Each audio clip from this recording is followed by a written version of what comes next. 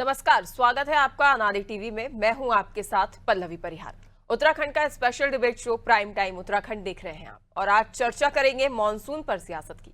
उत्तराखंड में इस बार मॉनसून की रफ्तार सुस्त है। राज्य में अब तक सामान्य से 5.4% कम बारिश दर्ज की गई है। मौसम विभाग इसे बदलते जलवायु चक्र और अल नीनो के प्रभाव से जोड़ रहा है, लेकिन इस कम बारिश ने अब राजनीतिक बहस का भी रूप ले लिया है। कांग्रेस का आरोप है कि सरकार का विकास मॉडल प्राकृतिक संतुलन बिगाड़ रहा है, जबकि बीजेपी इसे वैश्विक जलवायु परिवर्तन का असर बता रही है। विपक्ष के आरोपों को खारिज कर रही है। ऐसे में बहुत से सवाल उठ रहे हैं, क्या कम बारिश के लिए सिर्फ प्रकृति जिम्मेदार है या विकास की दिशा पर भी गंभीर मंथन की जरूरत है? क्या अब विकास के साथ पर्यावरण संरक्षण को सर्वोच्च प्राथमिकता देने का समय नहीं आ गया? आज की चर्चा इन्हीं सवालों के इर्द गिर्द। पहले देखते हैं ये खास रिपोर्ट।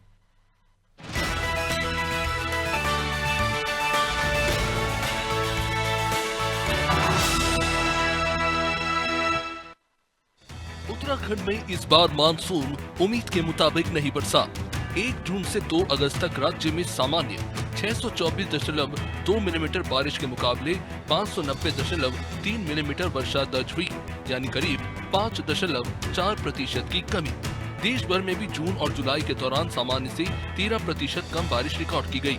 विशेषज्ञों का ये मानना है कि इसका असर केवल खेती तक सीमित नहीं रहेगा, बल्कि जल स्रोतों, भूजल, जंगलों और पूरे पारिस्थितिकी तंत्र पर भी पड़ेगा। इसी बीच कांग्रेस ने उत्तराखंड सरकार की विकास नीति पर सवाल उठाते हुए आरोप लगाया कि बिना वैज्ञानिक योजना के निर्माण कार्य, अंधाधुंध पेड़ों की कटाई और पर्यावरण संरक्षण की अनदेखी ने प्राकृतिक संतुलन को प्रभावित किया है।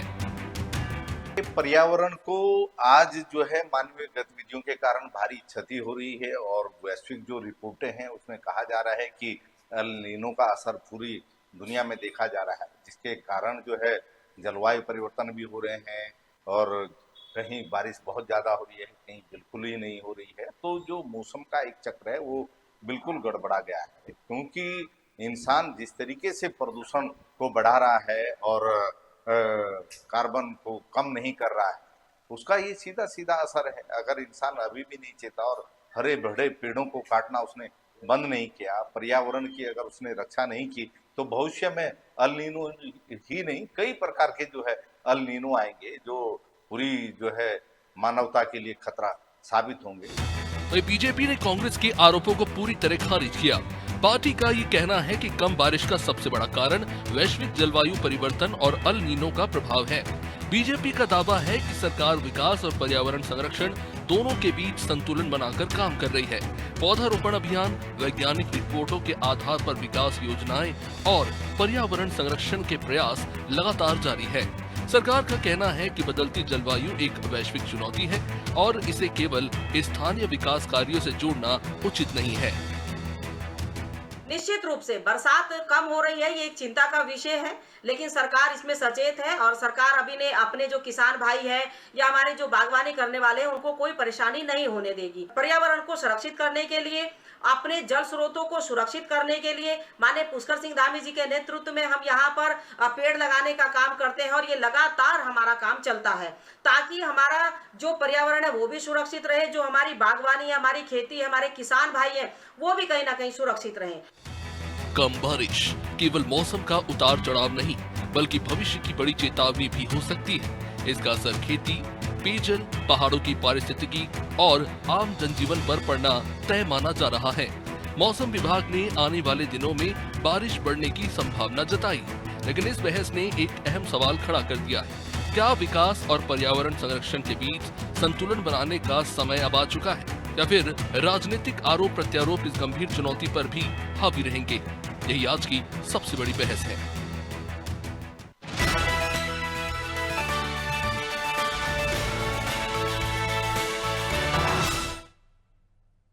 तो देखिए, प्रदेश में हो रही कम बारिश को लेकर भी अब प्रदेश में राजनीति गर्मा गई है, जिसको लेकर आरोप प्रत्यारोप देखे जा रहे हैं। इसी को लेकर आज हम चर्चा करेंगे, जिसके लिए हमारे साथ जुड़ गए हैं कुछ खास मेहमान। प्रभा बंदूनी जी जो भाजपा प्रवक्ता हैं, आशीष सैनी कांग्रेस से हमारे साथ जुड़ गए हैं, और अरुण शर्मा जी वरिष्ठ पत्रकार हैं। आप सभी मेहमानों का अनाड़ी टीवी में बहुत बहुत स्वागत है।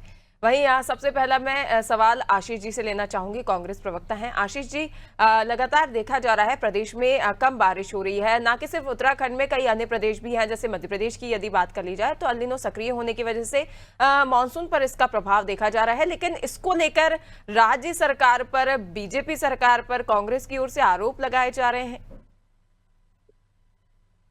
देखिए, हम जो अल नीनो का प्रभाव है वो पूरे बहुत बड़े भूभाग पर दुनिया के पड़ रहा है, जिसमें सबसे अधिक असर भारत में होने की संभावना जताई गई है।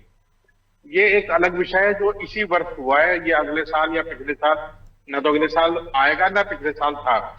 लेकिन पर्यावरण के संरक्षण का जो सवाल है वो हमेशा यहाँ रहेगा। मुझे आज भी ध्यान है, वो जब उत्तराखंड राज्य बना तब जो पहाड़ों में पत्थर के ऊपर पेंट से वॉल पेंटिंग की जाती थी, एनजीटी ने उस पर भी आपत्ति की थी और उस पर भी संज्ञान लिया गया था। जब इतने मामूली से विषय पर भी संज्ञान लिया गया था, आज हजारों पेड़ काट दिए जाते हैं। अभी भाजपा प्रवक्ता जो बोल रही थी आपके प्रोग्राम में, मैं सुन रहा था, उन्होंने कहा कि हमने दामी जी ने पेड़ लगाने के लिए आह्वान किया। आप एक आध छोटा मोटा पौधा लगाते हैं और हजारों पेड़ काट डालते हैं। पेड़ काटने के साथ साथ जो विकास के नाम पर आप जगह जगह काम कर रहे हैं और बार बार कुछ निर्माणों को वन क्षेत्र के अंदर भी करने का काम कर रहे हैं, तो ये बड़ा गंभीर विषय है। मैं आपको एक उदाहरण के रूप में दूंगा, आप समझ जाएंगे कि कितना बड़ा पाप उत्तराखंड की धरती पर हो रहा है। बनबसा के वन क्षेत्र के अंदर 132 केवी का एक विद्युत सब स्टेशन बनाया गया। अब जंगल में तो बिजली की जरूरत है नहीं इतनी भारी मात्रा में, और वहां पर आपने बनबसा में जब वन क्षेत्र के अंदर उसे बनाया तो वन क्षेत्र की परमिशन मिलने से पहले ही और उस परमिशन के नियमों के विपरीत वहां पर संबंधित सामान का गोदाम भी बना दिया, वहां के जो लोग रहेंगे उनके लिए जगह भी बना दी, और वो वन क्षेत्र के वन अधिनियम के उल्लंघन करते हुए बनाई। अब कल को अगर वन क्षेत्र में आग लगती है और आप वन क्षेत्र में ही विद्युत स्टेशन बनाने पर आमादा है, तो ये एक उदाहरण के रूप में मैंने आपके सामने रखा। दूसरा उदाहरण, ऋषिकेश सात मोड़ में और देहरादून से जो कोटा साहिब रास्ता गया है, बहुत भारी मात्रा में पेड़ काट दिए गए हैं। एक एलिवेटेड हाईवे आबादी के बीच से बनाया जा सकता था, लेकिन आपने उसको बनाने के बजाय पेड़ काट डालना उचित समझा।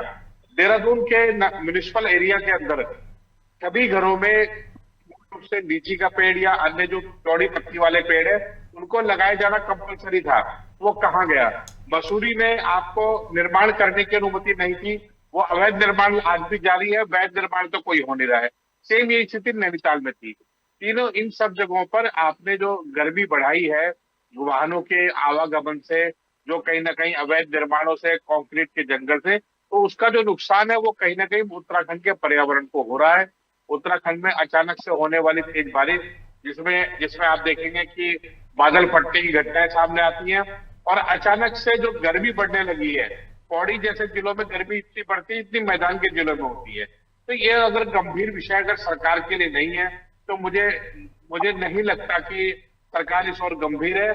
पता नहीं कौन से कागजों में, कौन सी फाइलों में उत्तराखंड का मौसम गुलाबी है, लेकिन आज उत्तराखंड का मौसम गर्म भी हो रहा है, प्राकृतिक आपदाओं से भी प्रभाव पड़ रहा है, और वन क्षेत्र भी आग के लपेट में आ रहे हैं, केवल इस गलती से कि सरकार ने बहुत से अवैध निर्माण और अवैध काम करने की अनुमति दी है। अभी भाजपा प्रवक्ता अपना वक्तव्य देगी तो मैं इनसे जरूर पूछूंगा कि जंगल के क्षेत्र में 132 केवी का सब स्टेशन, वो भी गैस इंसुलेटेड, बनाए जाने में कौन सी आफत आई पड़ी थी? जब हमने उसकी जानकारी प्राप्त की तो पता लगा उसे राष्ट्रीय सुरक्षा से जोड़ दिया गया, राष्ट्रीय महत्व दे दिया गया और वन क्षेत्र की भूमि पर कब्जा कर लिया गया। जी बिल्कुल। तो प्रभा जी, कांग्रेस का कहना है कि जो लगातार बदलाव हो रहे हैं उत्तराखंड में, उसका ठीकरा कांग्रेस की ओर से बीजेपी सरकार पर नहीं फोड़ा जा रहा, बल्कि कांग्रेस की ओर से ये कहा जा रहा है कि जो पर्यावरण में बदलाव हो रहे हैं वो अनावश्यक विकास के कारण हो रहे हैं, क्योंकि जहां जरूरत नहीं है वहां पर भी विकास कार्य किए जा रहे हैं, और इससे कहीं ना कहीं सीधे तौर पर प्रकृति से छेड़छाड़ की जा रही है, जिसका जो असर है वो उत्तराखंड पर देखने को मिल रहा है, और मौसम में खास तौर पर। देखिए पल्लवी जी, सबसे पहले मैं आपको ये बताना चाहूंगी कि ये कांग्रेस की बहुत ही, मैं कहूंगी कि गैर जिम्मेदारान इन लोगों का बयान रहता है कि भाई ये भाजपा की वजह से हो रहा है, देखिए, पिछले साल बहुत ज्यादा बारिश हुई थी, तब भी ये कह रहे थे कि भाजपा की वजह से हो रही है, हमारे विकास कार्यों की वजह से हो रही है। अब कम बारिश हो रही है, तब भी ये विकास कार्यों की वजह से हो रही है। तो अब आखिर इनको ये तो बताना पड़ेगा ना कि कहीं तो इनको रुकना पड़ेगा कि हम विकास करें या ना करें। कम बारिश हो, अगर इनको विकास का ही पैमाना देखना है, लेकिन इनको ये समझना चाहिए कि अगर कोई भी विकास कार्य होता है तो उसके लिए कहीं ना कहीं आज जिस प्रकार से हमारी साइंस टेक्नोलॉजी इतनी एडवांस है, उसके सहारे के साथ ही हम लोग कोई भी काम करते हैं। अगर पहाड़ी क्षेत्रों में भी हम किसी भी प्रकार का, चाहे वो नेटवर्क हो, मतलब रोड हम बिछाने का काम कर रहे हैं या कंस्ट्रक्शन हो रही है, तो उन सब चीजों का ध्यान रखा जाता है। और जो विशेषज्ञों की टीम होती है, पहले वो वहां पर जाती है, मुआयना करती है, तब वो सरकार उनसे सलाह लेती है, जो उसके लिए टीम गठित होती है, उसके अनुसार ही वहां पर भूमि अधिग्रहण किया जाता है और तभी कंस्ट्रक्शन होता है। मैं कांग्रेस को ये कहना चाहूंगी कि बार बार ये कहना कि भाजपा की वजह से बारिश ज्यादा हो रही है, कम हो रही है, तो ये इनको भी थोड़ा सोच के ही इस बात का जवाब देना चाहिए। दूसरा देखिए पल्लवी जी, विकास भी होगा और जो पेड़ के बारे में ये बार बार पर्यावरण के बारे में कहते हैं, 132 केवी का सब स्टेशन क्यों बनाया? उसके बाद में आपको बताऊंगी। देखिए, जब हम पेड़ कहीं पर भी हम लोग कटान करते हैं, अगर हम पर्यावरण की भी बात करें, तो मैं तो पहले कांग्रेस से ये पूछती हूँ कि इन लोगों ने अपने शासनकाल में पर्यावरण के लिए क्या करा? विकास तो आप लोगों ने किया नहीं। आप ये बता दीजिए कौन से आपने विकास किया? विकास आपने किया नहीं, ठीक है? तो जब आपने विकास नहीं करा तो आपने करा क्या? आपने जारी तब किया क्यों इस तरह की बारिश क्यों होती थी? तब आपने कौन सा बिजली का जी प्रभा जी और आशीष जी, आप एक एक कर अपनी बात रखिए। आशीष जी, मैंने आपको समय दिया है अपनी बात रखने का, प्रभा जी को अपनी बात कहने दीजिए, मैं आपके पास भी आऊंगी। जी प्रभा जी। पल्लवी जी, मैं इनसे ये पूछना चाहती हूँ कि जब कांग्रेस की सरकारें यहाँ पर थी तो इसका मतलब साफ है कि इन्होंने कोई विकास नहीं किया कि हम संरक्षण पर्यावरण का करते हैं। तो जब पर्यावरण का, और वो कौन सा संरक्षण करा? इनके समय में तो केदारनाथ में इतनी भयंकर आपदा आ गई थी, तो अगर इन्होंने इतना प्रकृति का संरक्षण किया तो वो आपदा क्यों आ गई?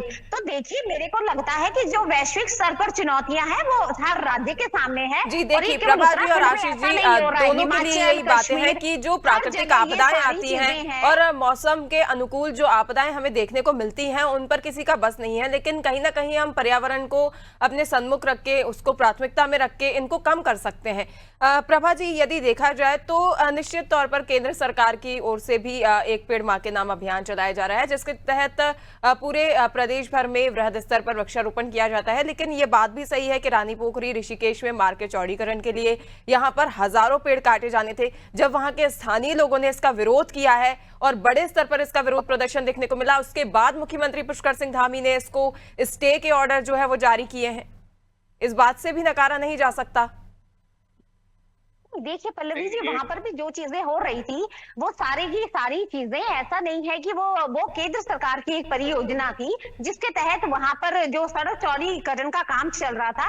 और देखिए, उसमें ये नहीं था कि आप अनलिमिटेड पेड़ काटिए, उसमें भी एक जो वहां के वन विभाग की टीम होती है उनको बताया जाता है, एक दायरा उनको दिया जाता है, क्योंकि भविष्य की चुनौतियां अगर आप देखें वो भी हमारे सामने है कि जहां पहले जनसंख्या, मैं ये कह लूं, लोग पर आ रहे हैं, उन लोगों को हमें रहने के लिए भी, चाहे वो हमें कंस्ट्रक्शन का काम करवाना, वो भी सरकार की जिम्मेदारी है। वो लोगों को देखो कि कहीं ना कहीं वो भी समय समय पर मांग आती है, जब लोगों की जनसंख्या बढ़ती है तो वो भी सरकार की जिम्मेदारी है। प्रभा जी मान लेते हैं, लेकिन एक सवाल ये भी है कि जो मार्ग चौड़ीकरण कराया जा रहा था, प्रभा जी मेरा सवाल सुन लीजिए, जो मार्ग चौड़ीकरण वहां पर कराया जा रहा था, ये भी कहना है वहां के लोगों का कि उस मार्ग पर इतना ट्रैफिक है ही नहीं, तो फिर उस मार्ग का चौड़ीकरण क्यों कराया जा रहा है?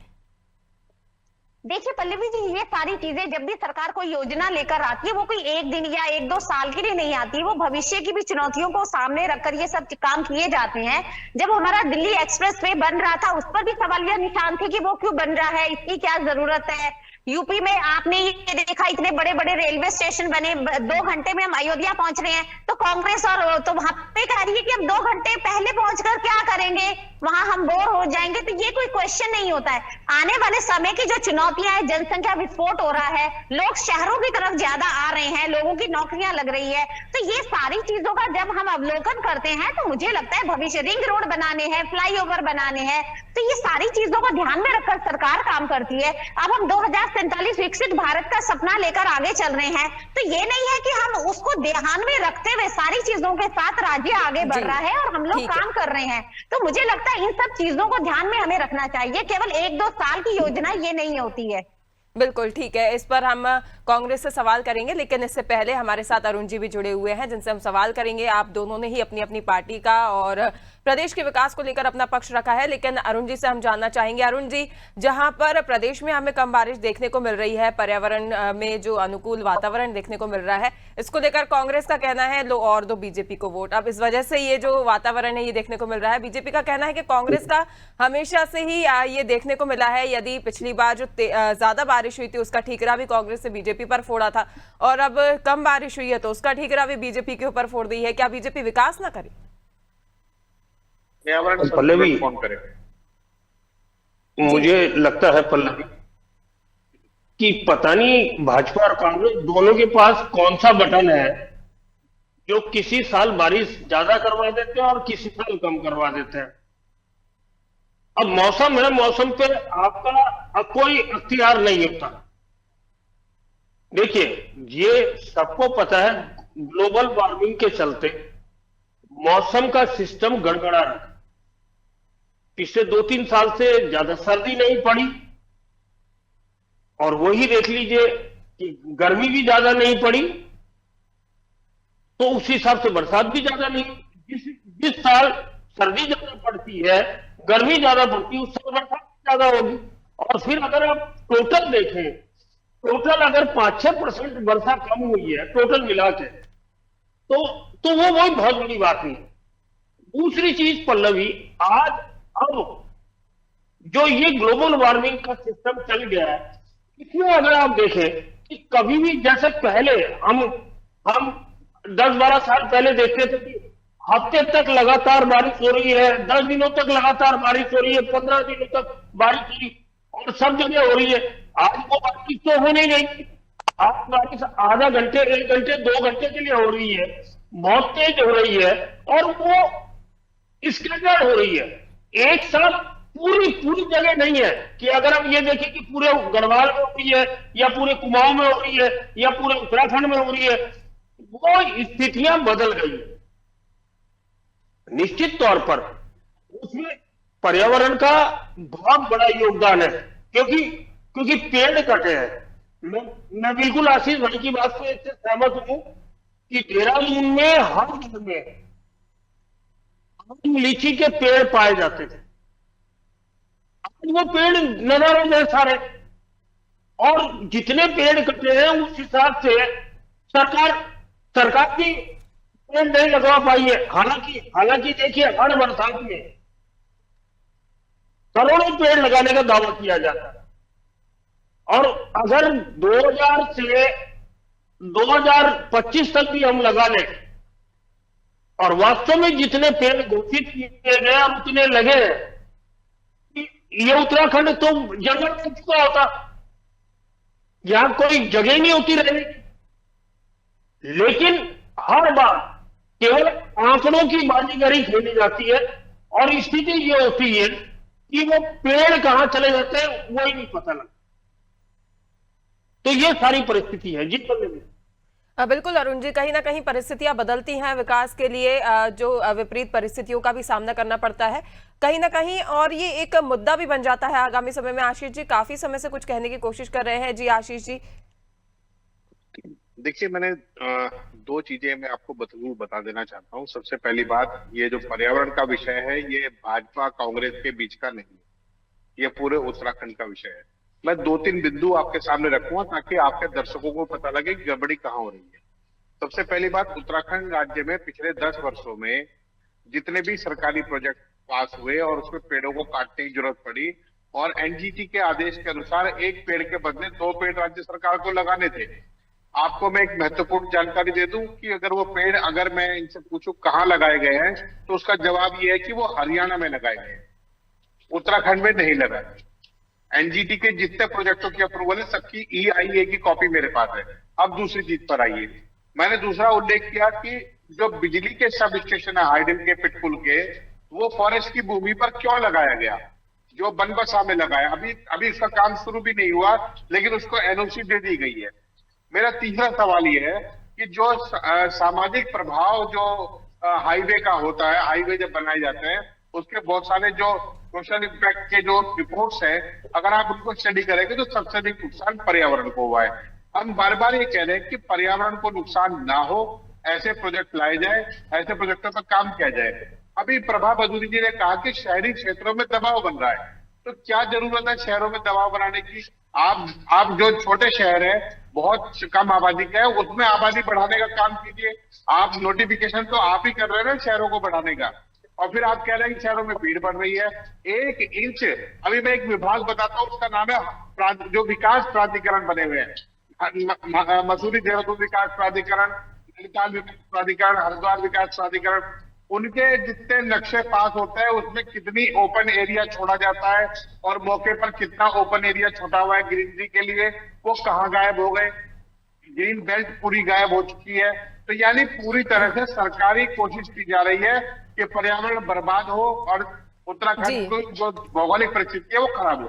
अब मैं अंतिम बात कह के अपनी बात करता, अंतिम बात कह देता हूँ।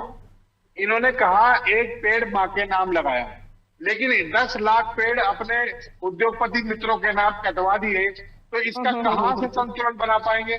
आज तक भी भारतीय जनता पार्टी के जो कार्यालय है उसके आसपास एक भी पेड़ नहीं है, और ये कह रहे हैं कि हम वृक्ष पर्यावरण प्रेमी है। ये झूठ मूठ के पर्यावरण प्रेमी है। ठीक है, कई सवाल हैं आशीष जी आपके, जिनके जवाब हम प्रभा जी से लेंगे। प्रभा जी, आशीष जी की ओर से कई सवाल किए गए हैं। मैं चाहूंगी कि हमारे पास समय की कमी है, इसलिए आप संक्षिप्त में अपनी बात रखें। देखिए पल्लवी जी, इसलिए मैं संक्षिप्त में यही बोलूंगी कि देखिए ये तो वो सरकार रही है कांग्रेस की उत्तराखंड में जिन्होंने नदियों के किनारे लोगों को बसाया है, और जब बाढ़ प्रभाव आ जाती है उत्तराखंड की भौगोलिक परिस्थिति, तो उन बेचारों को घर नहीं मिल पाता है, और उनके घर बार हमने पिछली बार देखा किस प्रकार अवैध रूप से इन लोगों ने अतिक्रमण नदियों के किनारे करवाया। आशीष जी, प्रभा जी को अपनी बात पूरी करने नहीं दीजिए। मैं कहूँगी प्रभावित हुए और उनको रहने के लिए जगह नहीं मिली। एक्चुअल में ये सुन नहीं पा रहे हैं। आप ये मेरे को बोल रहे थे, सुन रही थी, आज ये परेशान हो गए हैं। दूसरा मैं बताना चाहूंगी पल्लवी जी, पेड़ लगाने का काम हो, पर्यावरण को बचाने का काम, ये हमारी पार्टी ने किया है। आज तक आप इनसे एक अभियान का नाम पूछ लीजिए, कौन से अभियान के तहत आपने पेड़ लगाए? अगर एक पेड़ माँ के नाम और हरेला उत्तराखंड का जो पर्व है जिसमें हम इसको मनाते हैं वो भी हम ही ने लगाए हैं। आप बता दीजिए कहाँ आपने पेड़ लगाए, कौन से अभियान आपकी सरकारों ने चलाए? लेकिन पल्लवी जी, सबसे ज्यादा पर्यावरण को बचाने लंबा विषय है, इस पर और भी चर्चा हो सकती थी, लेकिन फिलहाल समय की बाध्यता के चलते हमें अपना जो चर्चा है वो यहीं समाप्त करनी होगी। आप तीनों मेहमानों का जुड़ने के लिए बहुत बहुत धन्यवाद। तो देखिए, लगातार जो प्रदेश में मानसून को जो मानसून की सक्रियता देखी जा रही है, उसके चलते आरोप प्रत्यारोपों का दौर जारी है, जहां कांग्रेस का कहना है कि जो विकास कार्य प्रदेश में किए जा रहे हैं, यदि उनको पर्यावरण को ध्यान में रखते किया जाए तो शायद वातावरण पर इतना अनुकूल प्रभाव न पड़े। तो वहीं बीजेपी का कहना है कि राज्य सरकार वातावरण को, पर्यावरण को ध्यान में रखते हुए कार्य कर रही है, और निश्चित तौर पर आगामी भविष्य के लिए इन कार्यों के मद्देनजर ही बीजेपी की ओर से जो विकास है वो किया जा रहा है। अब देखने वाली बात होगी कि मौसम को लेकर और कितनी सियासत आगामी समय में देखने को मिलती है। फिलहाल के लिए इस खास कार्यक्रम में इतना ही। लगातार बने रहिए नारी टीवी के साथ। नमस्कार।